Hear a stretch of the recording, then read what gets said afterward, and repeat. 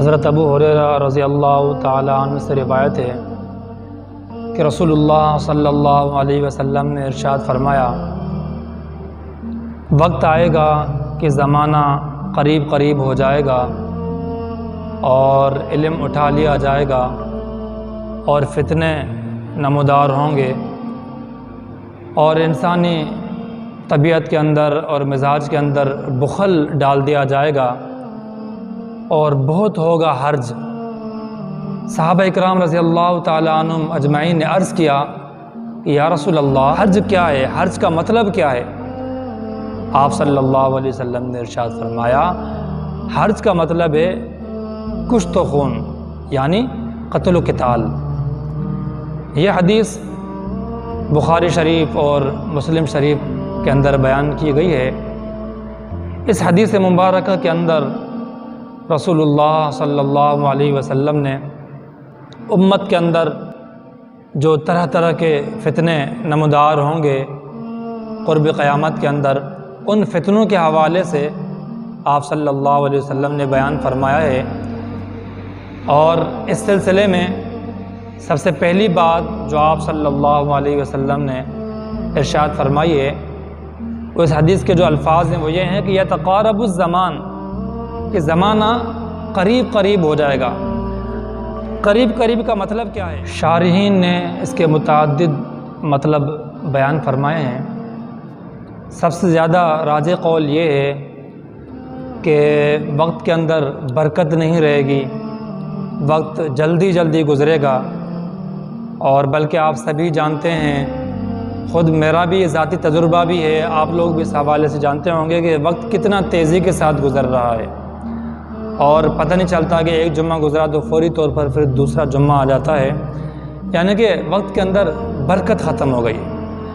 دوسری بات جو آپ صلی اللہ علیہ وسلم نے ارشاد فرمائی وہ یہ ہے کہ علم جو نبوت کی میراث ہے وہ اٹھا لیا جائے گا، اور بلکہ دوسری حدیث میں اس کی وضاحت یوں فرمائی کہ علماء ربانیین جو اس علم کے وارث ہیں وہ اٹھا لیے جائیں گے، چاہے کتب خانے باقی رہیں اور پیشہ ور عالموں سے ہماری بستیاں بھری رہیں۔ حقیقت یہ ہے کہ علم جو نبوت کی میراث ہے اور جو ہدایت اور نور ہے وہ وہی ہے جس کے حامل علماء اور علماء ربانیین ہیں۔ جب وہ باقی نہیں رہیں گے اور اٹھا لیے جائیں گے تو علم اور نور بھی ان کے ساتھ اٹھا لیا جائے گا۔ تیسری بات جو آپ صلی اللہ علیہ وسلم نے ارشاد فرمائی وہ یہ کہ طرح طرح کے فتنے نمودار ہوں گے، تو یہ ایسی بات ہے کہ کسی تشریح اور توضیح کی محتاج نہیں ہے۔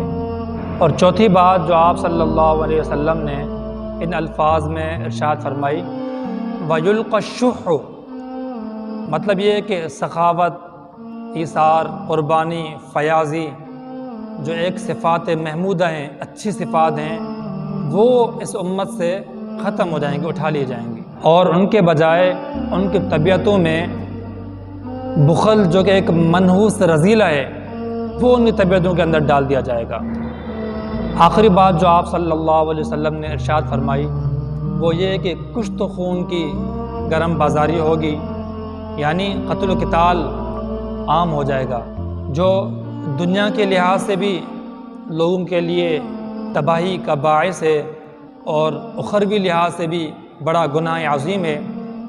اور اس وقت ہم یہ جو ارشادات آپ صلی اللہ علیہ وسلم نے ارشاد فرمائے ہیں، آپ ملاحظہ کیجئے گا کہ تقریباً ساری نشانیاں پوری ہو چکی ہیں، اور اس امت کے اندر یہ فتنے اس وقت موجود ہیں، اور امت کے اندر یہ فتنے موجود ہو چکے ہیں، اور یہ ساری باتیں پائی جا رہی ہیں۔ قتل و قتال بھی ہو رہا ہے اور بخل پیدا ہو چکا ہے، علماء ربانیین اٹھائے جا رہے ہیں، طرح طرح کے فتنے نمودار ہو رہے ہیں۔ تو دعا کریں کہ اللہ تعالیٰ ان فتنوں سے ہمیں محفوظ فرمائے، اور سب سے بڑا فتنہ جو دجال کا فتنہ ہوگا، دجال کے فتنے سے اللہ تعالیٰ ہمیں محفوظ فرمائے۔ اور ہم سب کا ایمان پر خاتمہ فرمائے۔ فآخر دعوانا الحمدللہ۔